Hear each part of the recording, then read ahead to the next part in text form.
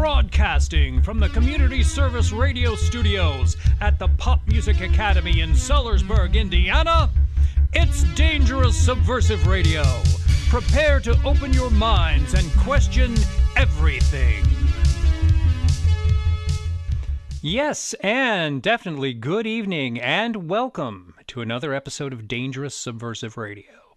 I am your host, Tim Ritalik, and as always, the man behind the curtain is master engineer and producer Jackie Smith. Hi, Tim. Hey.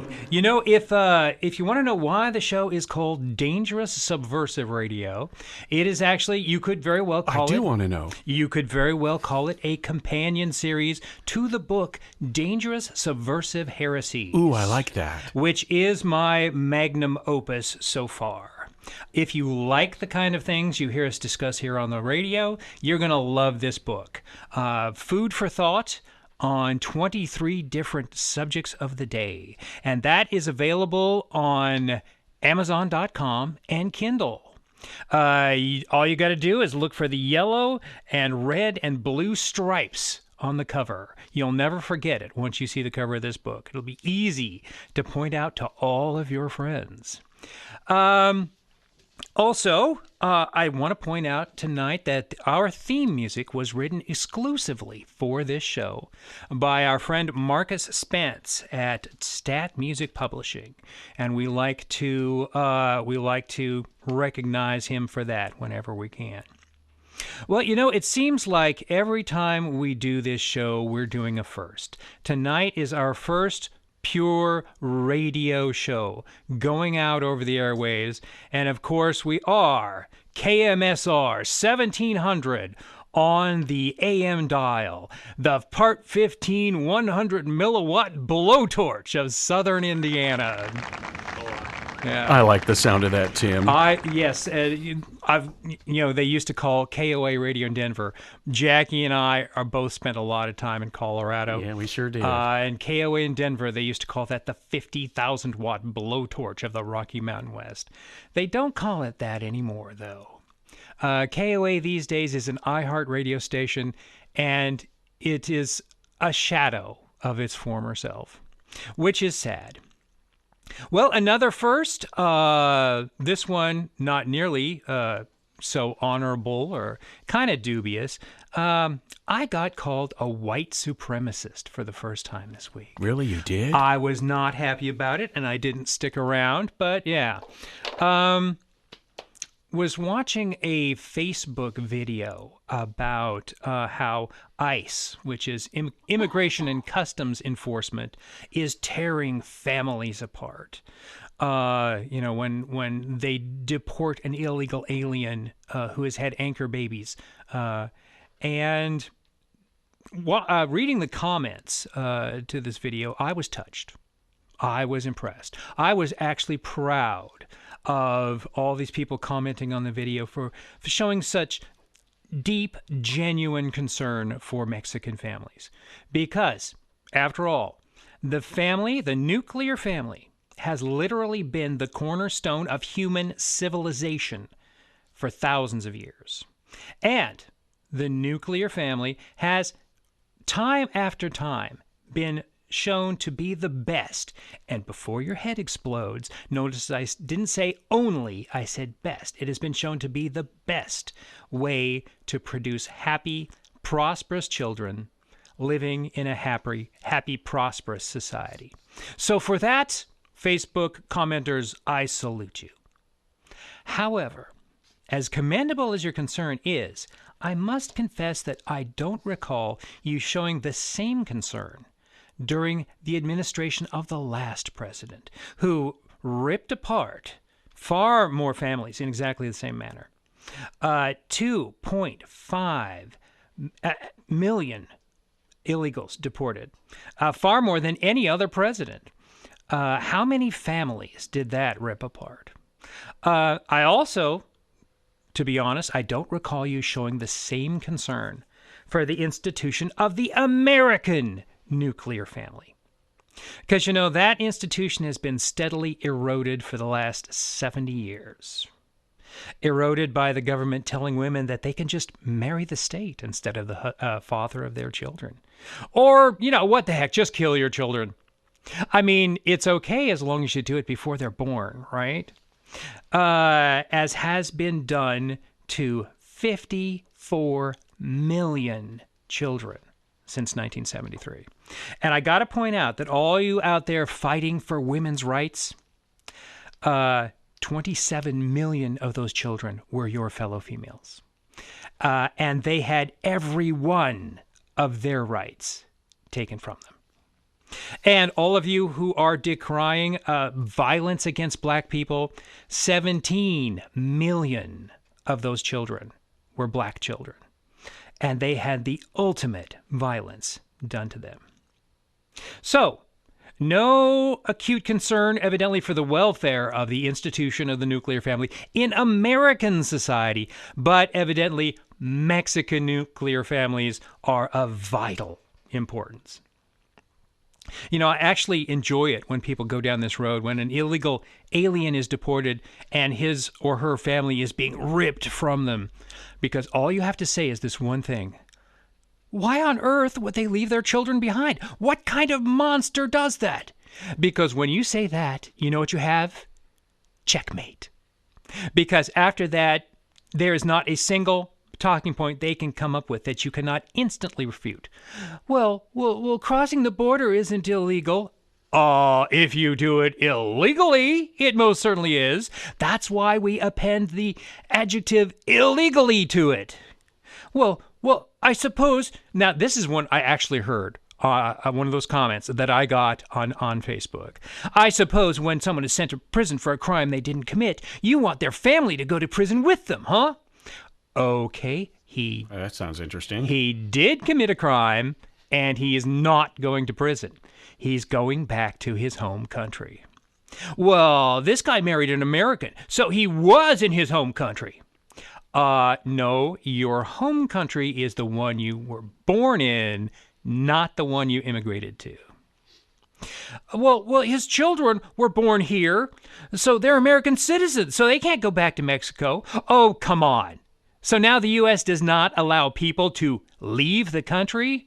Well, some countries are like that. Britain has refused to allow some of its citizens to leave the country to obtain medical care for a critically ill child. They prevented that, absolutely forbade them to leave the country. But last I heard, the United States has not built a Berlin Wall around the entire country. You can leave the United States if you want to. But even if that were true, let me ask you this. When an American military officer and his civilian wife are stationed in a foreign country, and she has a baby, and when they get ready to come back to the United States, does that country force them to leave their child behind? Why? Because if you're born to two American citizens, you are an American citizen. And the same thing applies to Mexico. If your parents are Mexican, you are a Mexican citizen automatically, even if only one of your parents is a Mexican citizen, and you can simply show the citizenship of the other parent. You are a Mexican citizen. You are perfectly entitled to live in Mexico. They can go with him. So that argument fails rather spectacularly. But even if it were true, you would be arguing that people have to stay in the country in which they were born. Well, in that case, the Mexicans have to stay in Mexico, don't they? But Mexico's immigration laws are a lot tougher than ours. Okay, so they should enforce their laws, but we shouldn't enforce ours? Well, but the punishments there are much more severe. And where is your outrage about that, you champion of human rights everywhere? And well, they're only doing it so they can better their lives. Yeah, and so is the guy who robs a bank. If he thought it was going to make his life worse, he wouldn't do it. So is the guy who embezzles millions of dollars from his company. If he thought that was going to make his life worse, he wouldn't do it. So is the person who steals a car. They think it's going to better their lives. If they thought it was going to make it worse, they wouldn't do it. Well, then the Puritans should be retroactively charged with a crime. Okay, this is too easy. They're dead. Well, the border should be open. Everyone should have a right to come to the United States no matter who they are. Okay. Do you have a lock on your front door? Why? So you can control who comes in and who doesn't? You want to let the people you like in and the people you don't like, you want them out? Okay, when you take that lock off of your front door, then at least you will be intellectually consistent in this argument. It was about at this point that I was called the white supremacist. And I couldn't help but think of a picture I saw just a couple of hours before of a young woman standing in front of a marble wall. And on this wall above her head was a seal of the Great Seal of the United States of America. She was standing there in front of a table with vases full of flowers on it. She was standing in her nicest dress, and she was beaming with pride while she held up her brand new certificate of citizenship. She did it the right way.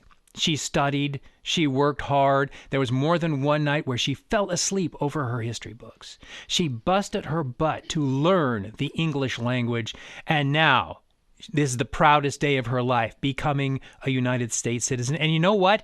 I was proud too. I actually got a little choked up just looking at this young woman with that smile on her face. And I don't know anyone personally who would not be proud of this young woman, who would not be proud to stand beside her and help her celebrate her achievement. And the last caption on the photo was, "Welcome to the United States of America, young lady." 'Cause you know, that's how much we hate immigrants, you pathetic, despicable, lying bastards. Okay, that's enough on that. End of rant. Dang. Okay, so Woohoo, Tim. so who else is screaming these days? Okay, well, you know, some states, California is actually in the process of passing a law making it illegal to misgender anyone in a nursing home. What? How much time and money did they waste passing this law? People in nursing homes don't care if you accidentally misgender them because people that old are either male or female. Yeah. Oh, don't be such a girl, Tim. Well, we're going to come to that. Oh, not later yet? on. Oh, no, okay. Not yet. But yeah. Hey. So, I mean, these 63 genders didn't exist when they were younger people, when they cared about this stuff. They've only come along in the last year or two, maybe? Sure. Yeah. Yeah. Oh, no, we've always been there. Okay, then let me ask you this. Were you demanding that your parents call you they 10 years ago? No, because the 63 genders did not exist back then. And so now we've got people telling us that if you refuse to call the individual standing in front of you they, because they're non-binary, that you are actually committing an act of violence against them. But here's the thing. You is not a gender pronoun. You is second person singular in the English language. It is not second person singular male. It's not second person singular female. It's not second person singular hermaphrodite. It's not second person singular non-binary. It refers to number, not gender. So unless you've got two people standing in front of you, or in a more outlandish scenario, someone with dissociative identity disorder, then you is the proper pronoun. You cannot misgender someone with a non-gender pronoun. They are 0.004% of the population, and yet they are demanding that the other 99.996% of us change the way we use the English language to communicate. Okay, well, in the first place, What the holy hell makes you think that you can dictate what I can say and what I can do and how I can think and how I can live? Because you've been offended? And of course, by offended, I mean recognizing an opportunity to exert great political influence with little effort and practically no danger to yourself, in response to which any resistance is going to be viewed in a very unfavorable light. That is the new definition of offended. And if you noticed that there was no mention of any kind of actual distress in that definition, I can tell you why. I can tell you exactly what's going on here. And if you think about it for 10 minutes, this will ring completely true.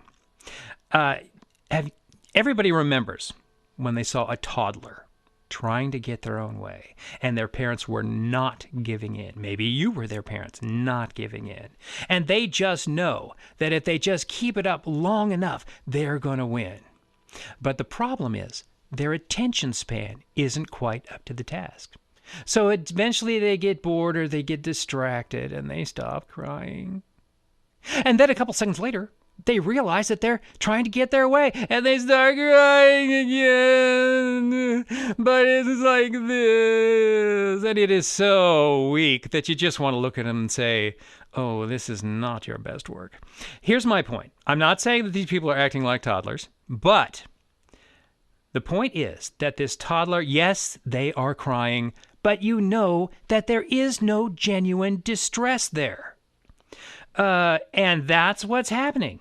I'll give you an example. Jackie, do me a favor. Misgender me. Don't be such a girl, Tim. There you go. I have been misgendered. Jackie has just done to me exactly what these people are complaining about being done to them. Right. Can you hear the agony in my voice? No. Can you hear how I just want to die? No. That is exactly how much you have distressed them. That is exactly how much you have harmed them. That's exactly how much you have violated them. The fact is, they have an agenda. It involves them saying jump and you asking how high. And to further that agenda, they have fashioned themselves a weapon. But if you misgender me, you're denying my existence.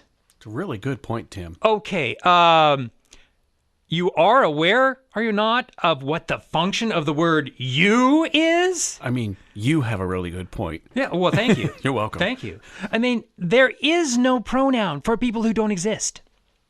If I wanted to deny your existence, I wouldn't talk to you at all. Okay? So, fashioning a weapon. And they're not the only ones. I mean, if you can't get them with misgendering, get them with sexual misconduct. And of course, no one condones sexual harassment. When it happens, it should be swiftly and decisively dealt with. And if you're guilty, you should get what's coming to you. But when the sexual harassment was 40 years ago, come on. And of course, that's exactly, this harkens back to what happened to Paula Deen. Having her career ruined for a racist remark she made 30 years before. Gosh, you know what? I think it was even longer ago than that.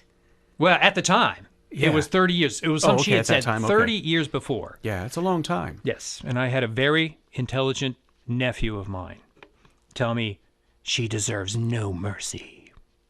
Okay.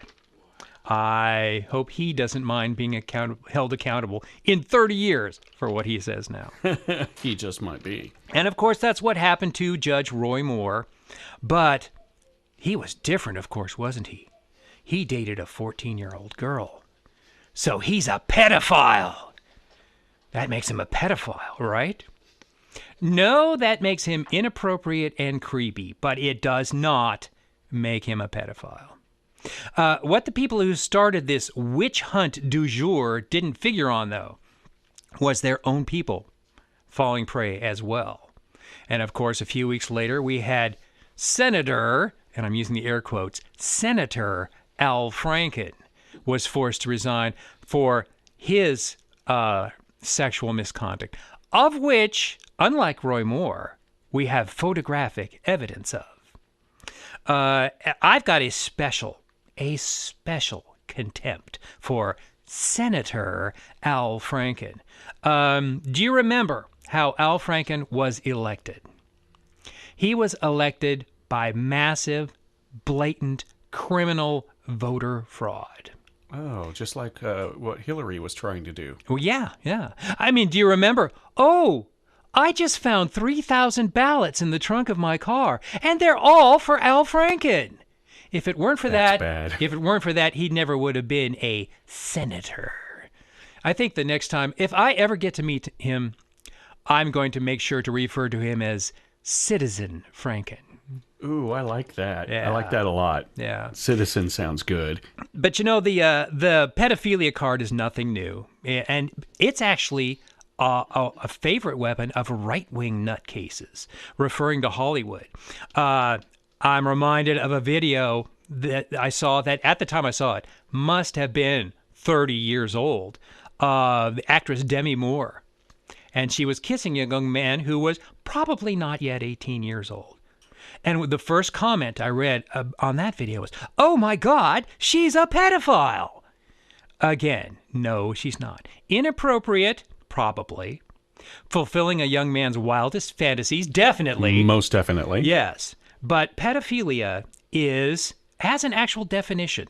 It is in the DSM, the Diagnostic and Statistical Manual of Mental Disorders, and it is defined as a paraphilia involving intense and recurrent sexual urges toward and fantasies about prepubescent children. And note the word recurrent. Recurrent, yes.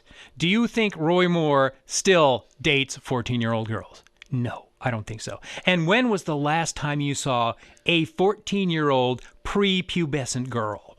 That's right, you haven't. So why do people keep trying to play the pedophile card? I think it's because there's no cure for pedophilia. If you were a pedophile 30 years ago, you still are. But you know what? I don't know if that's giving them too much credit. The sexual misconduct card is used so often, I think, because there's no recovery from it. And you know what? There's also no need for that pesky presumption of innocence.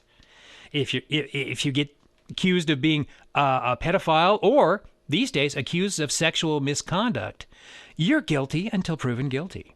That's it. And why is that? Well, because if you're going to fashion a weapon, you might as well make sure it has as sharp an edge as possible, so that when you start waving it around, you can do maximum damage. And if the best evidence you have is 40 years old, hey, you got to work with what you got, right? Okay. But you know what?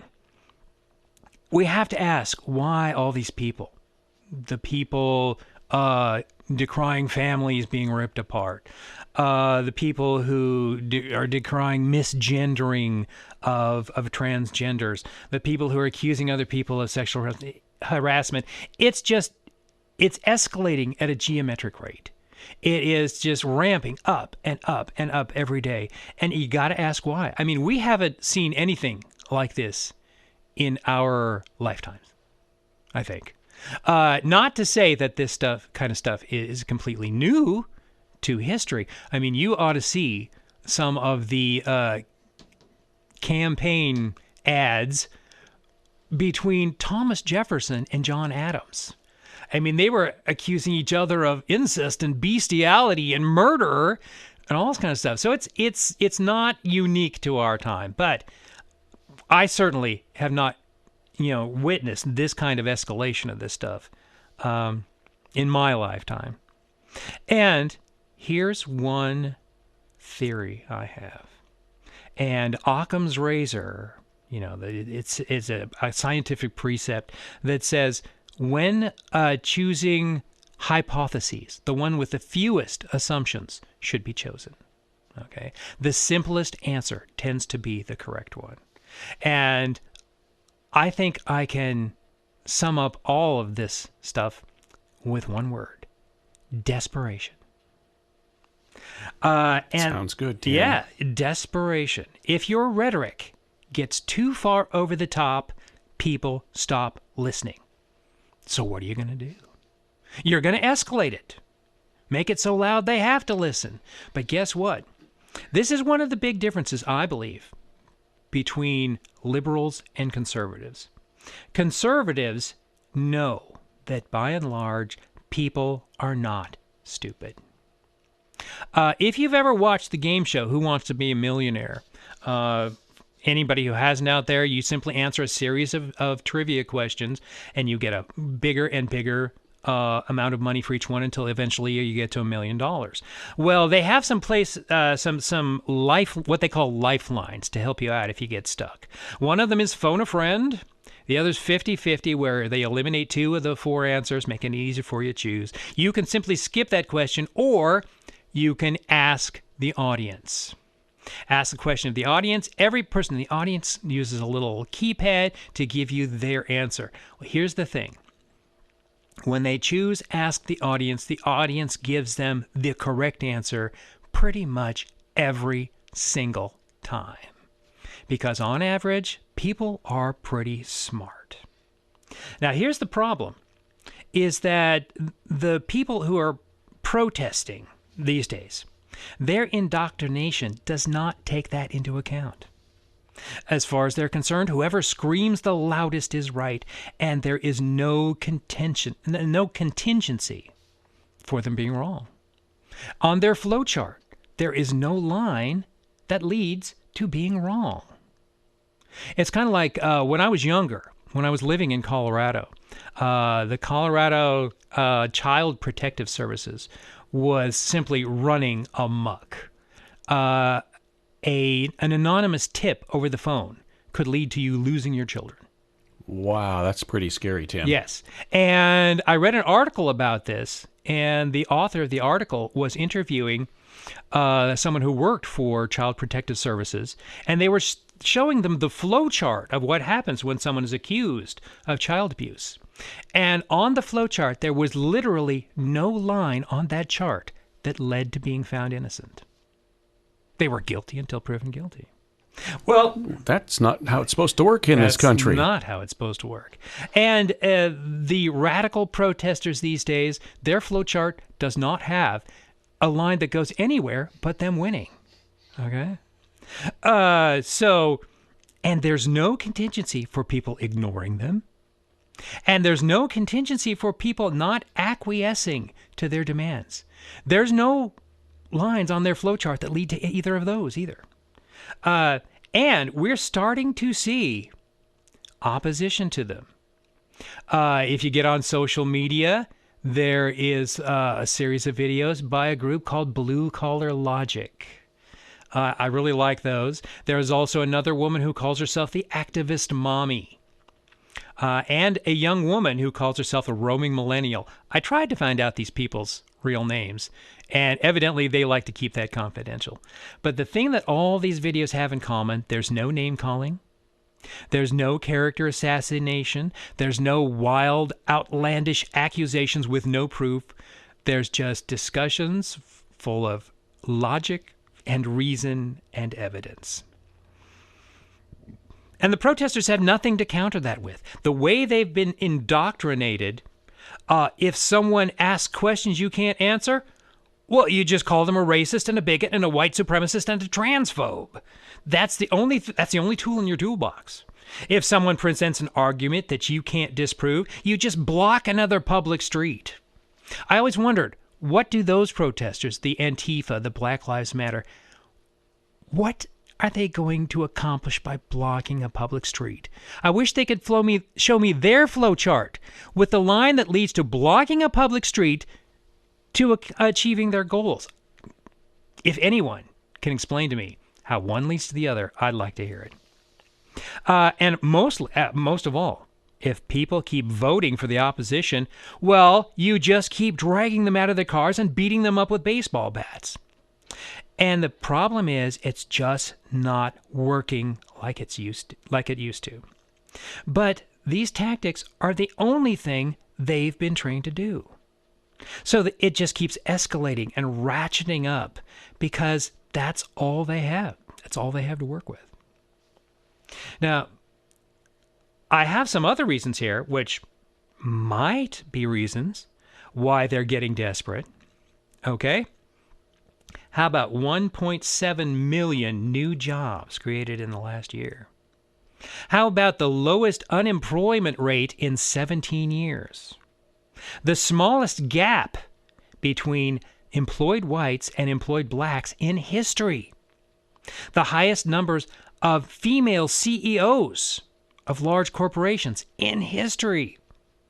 Dozens of corporations raising their minimum wage and giving their employees multi-$1,000 bonuses with the tax cuts that they've been given. The stock market hitting record highs day after day after day. $8 billion in regulatory costs saved and returned to the pockets of American citizens. The U.S. producing more oil than Saudi Arabia for the first time in history. Housing construction, the highest it's been in 13 years. Illegal immigration down 70%. ISIS losing 90% of its territory in Syria. Because you see, when things like these are happening and someone comes up to you and says, okay, now how about some socialism? People say the hell with that. Because, you see, it's only when things are in the toilet that socialism, which is really what all these people are fighting for, has no appeal whatsoever. You know, Karl Marx, the father of modern socialism, and incidentally, the only name that comes up when you Google the father of modern socialism, he himself said that destroying every institution within a culture is an essential part of the transition to socialism. Institutions like the family, institutions like the biology of male and female. Not sounding good, Tim. Yeah. So, I mean, he said himself, it is only when you destroy everything and leave people with nothing that they will accept a government regimenting every part of their lives. So I think that's why all the desperation. And you know, the people in Washington, Congress, they have a lot in common with these people. They often use some of the main tactics, the same tactics. But I think that they have a special fear of all this prosperity. And I think it's best summed up by a statement that I read recently by Rush Limbaugh. He said, Washington can't afford for Donald Trump to succeed. The jig is up.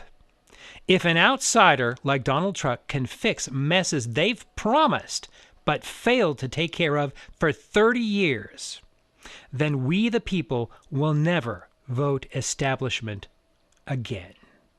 That's why they're against him. And I think that's going to wrap it up. Everybody, look for the book, Dangerous Subversive Heresies. You can find it on Amazon.com and Kindle.